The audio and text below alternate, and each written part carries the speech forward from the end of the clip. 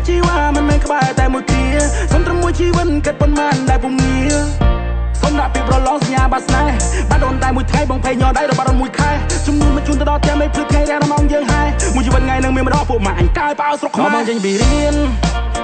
ហ៊ានដប់កូនស្រីគេដើរលេងអូនប្រនយកបងធ្វើសង្សារនេះគឺជាស្នេហ៍កាលពីក្មេង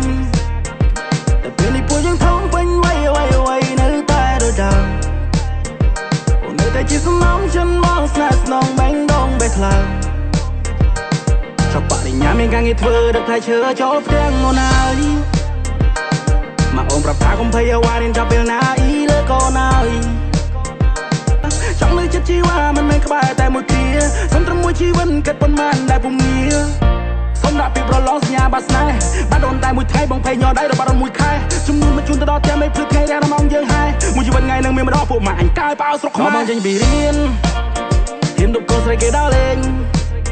អូនប្រនយកបងធ្វើសង្សារនេះគឺជាស្នេហ៍កាលពីក្មេងតែពេលនេះពួកយើងធំពេញវ័យនៅតែដដែលអូននៅតែជាសំណងចិនមកស្នេហ៍ស្នងបែងដងបេះខ្លាំងចប់បរិញ្ញាមានការងារធ្វើដឹកថៃឈើចូលផ្ទាំងអូនហើយមកអូនប្រាប់ថាកុំភ័យអ្វីរៀនចាប់ពេលណាអ៊ីលើកូនហើយ